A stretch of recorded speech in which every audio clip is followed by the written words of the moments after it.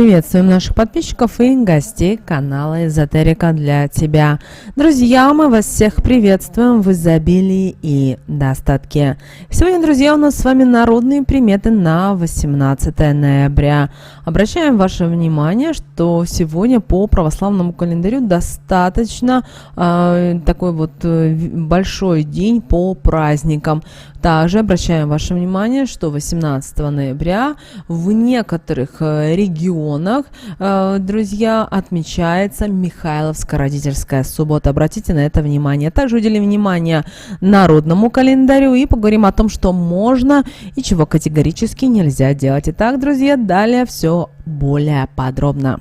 18 ноября Православная Церковь почитает память святого Ионы. Это архиепископ Великоновгородского и Псковского, который известен также как игумен Атенской пустыни. История жизни святого Ионы является примером преданности, благочестия и милосердия. Ион родился в конце XVI века в Новгороде и остался сиротой в раннем детстве после смерти матери и отца. Наталья Медоварцева, будучи благочестивой вдовой, взяла его на воспитание. Несмотря на его слабое здоровье, старались обеспечить максимальное развитие как в физическом, так и умственном плане. После обучения грамоте у диакона Иона принял решение посвятить свою жизнь служению Богу и поселился в отдаленной пустыне. Несмотря на то, что пустыня располагалась в 50 верстах от Новгорода и была окружена дремучими лесами, к нему на богослужение приходило много людей, и каждый из них оставался восхищен святостью и милосердием Ионы. Он организовал приют для сирот, вдов и обездоленных в Новгороде, а также его прославили чудеса, которые совершались им с Божьей помощью. Иону причислили к лику святых в 1548 году. Также, девочки и мальчики, в этот день, 18 ноября, особо почитаются мученики Галактион и Эпистимия, пострадавших за Иисуса Христа во времена гонений императора Деция в Финикии. Эпистимия изначально была приверженницей язычества, но благодаря своему жениху Галактиону обратилась в христианство и по его уговору же осталась девственницей. Когда их обоих подвергли мучениям, они приняли мученическую смерть и были оба усечены мечом. Также обращаем ваше внимание, что в этот день также православные верующие в некоторых регионах 18 ноября отмечают Михайловскую родительскую субботу. Ее название возникло из-за того, что данная родительская суббота выпадает перед большим праздником, который мы с вами будем отмечать 21 ноября. Обращаем ваше внимание, это у нас с вами речь идет про собор Архангела Михаила. По традиции на родительскую субботу принято поминать умерших родственников и близких, а также посещать храмы, в которых вечером накануне субботы проводятся специальные панихиды и литургии. С собой в церковь, как правило, приносят продукты и оставляют их в специально обозначенных местах. Это может быть хлеб, мука, может быть конфеты, растительное масло, а также крупы. После посещения храма дома собираются за поминальным столом, на котором обязательно ставят кутю. Помним, это у нас каша, которую готовят, знаете, в разных регионах по-разному. Кто-то с сухофруктами готовит, кто-то с маком. Просто кто-то варит и просто ставит на стол. И, конечно же, одно место за столом оставляют пустым для тех людей, которых нет в мире живых. Кроме того, на родительскую субботу посещают кладбище. Но опять же, это в том случае, если у вас не выпал в вашем регионе снег. Также не рекомендуется на родительскую субботу скандалить и выяснять отношения с родственниками. Нельзя вспоминать умерших близких плохими какими-то словами. Также не следует и отказывать сегодня, 18 ноября, в милостыне. Не подходит родительская суббота для того, чтобы устраивать пышные застолья, а также чрезмерно употреблять алкогольные напитки. На родительскую субботу необходимо сходить в церковь, помолиться за усопших родственников, а также подать записки и поставить свечи. Рекомендуется и посетить кладбище. Кроме того, дома накройте поминальный стол. Также, если вы считаете, пригласите в этот день самых близких людей, родственников за поминальный стол. Ну, а 18 ноября по преданиям отмечается народное торжество Млечности, и по-другому этот день называли День Ионы или Галактион, тут называл его День Галактиона. И вы знаете, сегодня, именно 18 ноября, в народе отмечался последний сбор редьки, что сопровождалось особыми обычаями и поверьями. Этот день был особенно важен для хозяек, поскольку именно в этот день редька появлялась на столах и превращаясь в незаменимый ингредиент народных блюд. Она очень часто терлась, нарезалась кусочками и подавалась с постным маслом, луком, солью, а также часто сочеталась с квашеной капустой. Также обращаем ваше внимание, когда-то у наших предков не было картофеля. Обращаем на это ваше внимание. И редька, каши – это были первые, самые важные блюда. Но со временем все изменилось, и сегодня во многих семьях картофель является самым главным блюдом. В каких-то семьях является рис, но в основном про редьку забыли. Редьку сейчас мы используем для чего, девочки и мальчики? Как правило, только в салаты, и то не каждый ее любит. Ну, а наши предки активно заготавливали черную редьку на зиму, так как верили в ее целебные свойства, особенно в лечении простудных заболеваний. Также считалось, что 18 ноября также был днем, когда девушки прибегали к различным обрядам и гаданиям в поисках своей судьбы. Например, молитвы были адресованы к святому Ионе с просьбой о встрече с достойным мужем. Одним из распространенных обрядов было разбрасывание монеток по двору с призывом привлечь жениха и как можно скорее выйти замуж.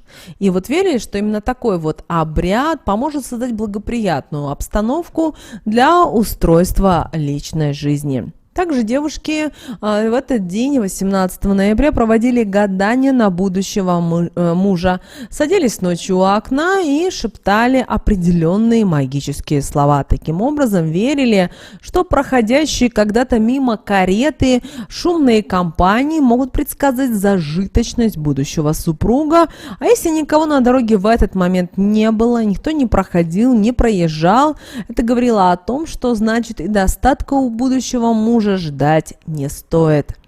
Таким образом, 18 ноября не только являлся днем сбора и использования редьки в народной календаре, но также отмечался особыми обычаями и гаданиями, которые были связаны с предполагаемой судьбой девушек в поисках брака. Эти обряды и поверья отражают богатство народной культуры и символизируют надежду и веру в будущее.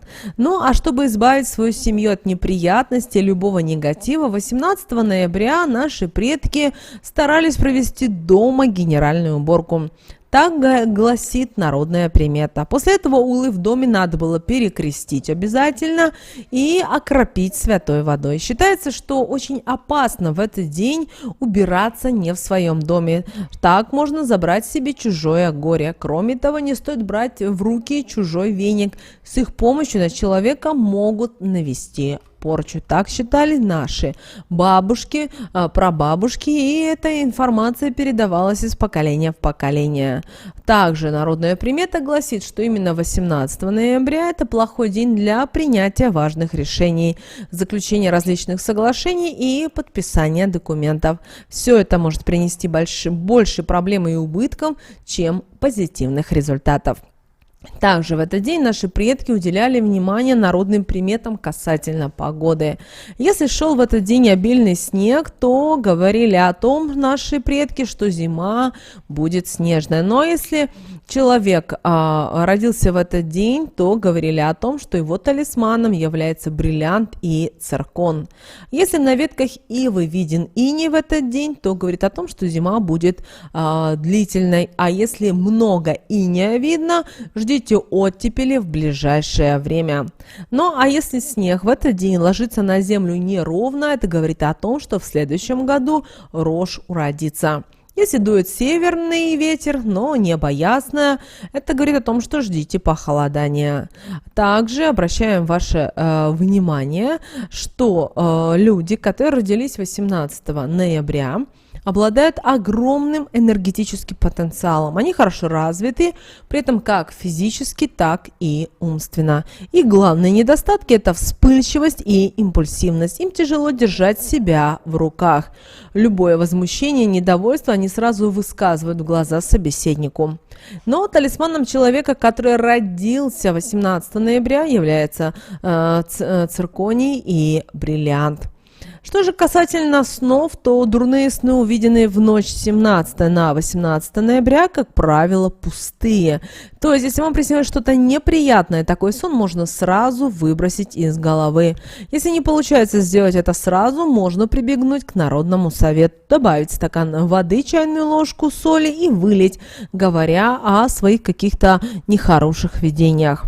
В хороших снах в ночь с пятницы на субботу могут быть подсказки в области жизни, которых вы можете развивать, но не развивать на данном этапе.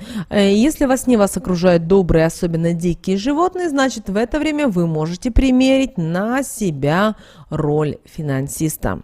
Что же можно делать в этот день, 18 ноября? Вы знаете, святому Ионе в этот день девушки молились о том, чтобы небеса послали им хороших мужей. По двору в этот день разбрасывали монетки, зазывая женихов в дом, и гадали. Если пронесется повозка или шумная компания, то это говорило о том, что муж будет зажиточным. Если никто не пройдет, денег в семье будет немного. Также сегодня нужно было устроить генеральную уборку не только для того, чтобы чистоту навести, но и чтобы от всего плохого избавиться. После того, как все будет убрано, все углы следует перекрестить и сбрызнуть святой водой. Но не только дом должен быть чистым, но и тело, поэтому, наведя порядок в жилище, нужно в обязательном порядке принять душ, ванну или, как вариант, сходить в баню. Чего же нельзя было делать 18 ноября по народным приметам и церковному календарю? В день Ионы, обращаю ваше внимание, нельзя было делать уборку в чужом доме. Почему? Потому что, наводя там порядок, можно прихватить с собой неприятности, беды, проблемы и невзгоды хозяев дома. По этой же причине и посуду в чужом доме в этот день мыть не следует. Лучше отказать в помощи, перенеся мероприятие, например, на другое время. Также нельзя 18 ноября брать в руки чужой веник, вдруг который оказался у входной двери. На нем может быть порча, надо надевать на руки перчатки и ими взять подклад, который затем вынести за пределы дома и сжечь. Пепел после собрать и закопать под сухим деревом. Не стоит сегодня принимать важные решения, поскольку может вмешаться нечисть, а значит и толку от решений не будет. Все, как говорится, пойдет на смарку. По этой же причине не рекомендуется в день Ионы подписывать какие-либо документы. Почему? Могут начаться серьезные финансовые и карьерные трудности. Поэтому подумайте, благо, что 18 ноября все-таки суббота, выходной день, поэтому будьте осторожны. Также нельзя 18 ноября девушкам поднимать монетки с земли. Это верная примета к одиночеству. Также 18 ноября лучше не проводить никаких сделок с недвижимостью и не совершать крупные и дорогостоящие покупки. В народе говорили, что этот день плохо подходит для трат и приобретений. Если же есть необходимость что-то купить или продать именно в эту пятницу, нужно несколько раз проверить все бумаги на наличие ошибок. Будьте осторожны. Также и на Иону не стоит поднимать с пола украшения. Причем речь не только про чужие украшения на улице. Упавшие дома кольца и цепочки нужно оставить, отвернуться от них и только потом поднять, постучав при этом ими трижды по полу. В противном случае вы можете зацепить на них негатив. В этом были уверены наши предки. Также на Иону нельзя было болтать попусту, особенно занимаясь какой-то кропотливой работой. В противном случае работа не будет спориться, или же ее результаты впоследствии просто-навсего сильно разочаруют. Друзья, вот такой у нас с вами день, 18 ноября, по народным приметам и по церковному календарю. Мы надеемся, что наши советы и наши рекомендации вам помогают в жизни. С вами, как всегда, был канал Эзотерика для тебя. Девочки и мальчики, обязательно подписывайтесь на наш канал, обязательно ставьте лайк этому видео, обязательно поделитесь этим видео с теми, кого вы любите, кого вы цените, кому вы желаете мира, любви и гармонии. Ну а прямо сейчас на экране, друзья, вы видите два всплывающих окна. Это следующее рекомендованное видео для вас. Нажимайте на то видео, которое вам на интуитивном уровне понравилось больше, и смотрите. Всех вам мыслимых и немыслимых благ, друзья. Услышимся с вами уже буквально в следующем видео.